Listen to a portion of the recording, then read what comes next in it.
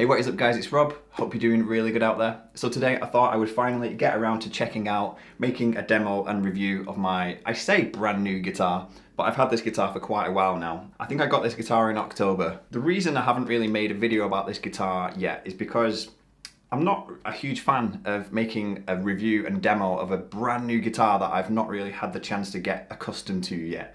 I've not really played enough to really gather my perspective on whether I like it or not and how it feels and stuff. So I've had this guitar a few months now, so I feel like my review and my demo will be a little bit more authentic and a little bit more true because I know this thing a bit better. So this is the Epiphone Les Paul Modern in this gorgeous faded Pelham blue colour, which is actually one of the main things that attracted me to this guitar initially. Not just the front colour there, this awesome, like really sort of metallic faded blue, but also the back as well. I love the two-toneness to the guitar. I like the wood colour on the back and the blue on the front, and you know, with the binding separating it, I think that just looks really, really cool. There was a lot of things about this which ticked all the right boxes for me as someone who isn't a massive fan of Les Pauls. The main thing that I'm not really a fan of Les Pauls on is the fact that they're very heavy. Inside the body, they have chambered the wood, gotten rid of some of the wood in parts to sort of take some of that weight out whilst still retaining as much of the tone and all that sort of good stuff that you want from a Les Paul on the inside. So it doesn't weigh as much as a normal Les Paul. It's still quite weighty, but it's not as bad. There is a little bit of a cutaway or a little bit of a groove cut out there to help you access these higher frets a little bit, just to make it a little bit more player friendly. So straight away it's lighter and it's got a bit more of an ergonomic shape to it to sort of help you play it a little easier. So in terms of Les Pauls, this one has been the one that's attracted me to Les Pauls the most. There is a Gibson version of this, but this guitar costs £550. The Gibson version of this exact guitar costs like £2,500, and that's a little bit out of my price range just for a backup guitar. So I'm really, really happy with this one for those reasons. There's quite a lot of videos about this guitar already on YouTube, people reviewing it and demoing it and that sort of thing, playing through all the different tone varieties, because this guitar, it being in the Modern series, has push-pull pots where you can kind of push and pull the volume switches there, and even the top tone pot there to get an out of phase sort of sound between the pickups. So there's a lot of versatility in the tone of this guitar. And if you really want to check that out, then you know, there's loads of videos on YouTube which show you how that all sounds. I'm going to play the guitar very shortly and show you some tones and stuff like that, but my main focus on this video is mainly to talk about why it's a useful guitar and why somebody out there might be interested in getting a guitar like this. I play it in a function band, we play a lot of weddings, and our set list can be quite varied. And one minute I can be playing a really poppy song, the next minute I can be playing quite a rocky song. So I don't really like to switch guitars and have loads of different sound effects on my pedal board and that sort of thing. I like to just try and keep all that sort of stuff simple. Whereas this guitar, with the push-pulls and the tonal varieties that you can get out of it, it really makes sense that I can really change the sort of sound that I need for the song just by literally flicking a switch. I use a lot of volume rolling, so I just roll the volume down a little bit to get more of a cleaner tone, and then back up again to get more of a heavy, like not a distorted tone, but a heavier tone if I need it. So having all those different tonal options really helps me with the set list in my wedding band. So that's another reason that I got this guitar. Another huge bonus for this guitar, and something that really attracted me to it, was the fact that it comes stock with locking tuners. I love locking tuners, so the fact that this has got them to start with, I think that's amazing. This guitar costs 550 quid. I'm pretty sure the locking tuners themselves probably cost about 100 quid. So that's an absolute bargain that this comes with it. The fretboard is really nice, an ebony fretboard. It doesn't feel like uncomfortable to play.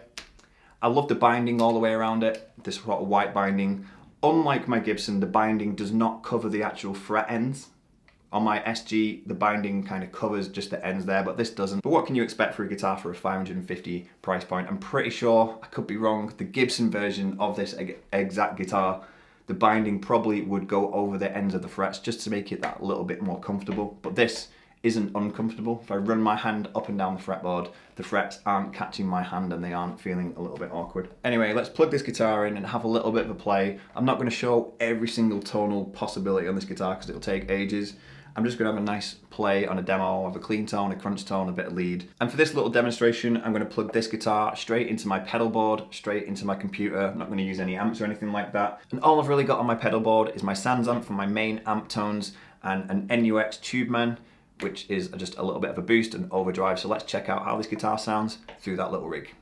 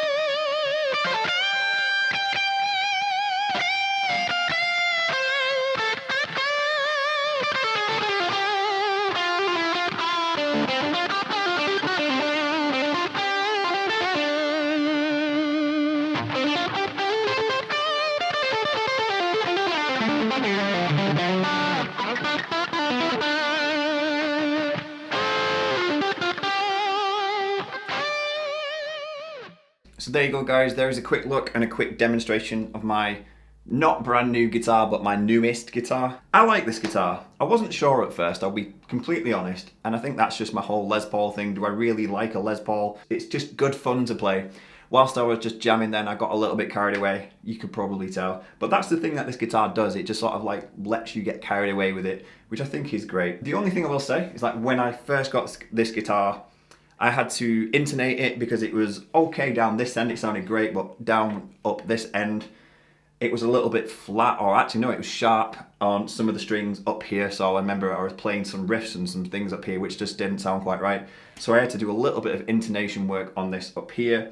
I've used the truss rod a little bit to sort of just pull the neck back ever so slightly because it was a little bit too far forward for my liking. And the last thing that I'm going to say is that there's a little bit of a heel cutaway there, which is supposed to help you get up to the top frets there and play a little bit better.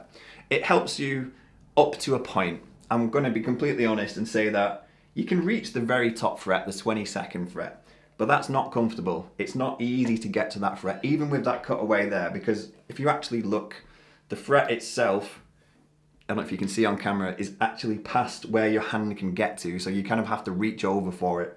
So if that's what you're going for, just be prepared that that little cutaway there doesn't actually help you get to the 22nd fret any more than a normal Les Paul would, but it does feel comfortable if you're just back a couple of frets from that, say to the 20th fret, and you're jamming around this sort of area. That does feel pretty comfortable. So there's not really anything else to say, but I like this guitar. Hope you guys have enjoyed checking it out.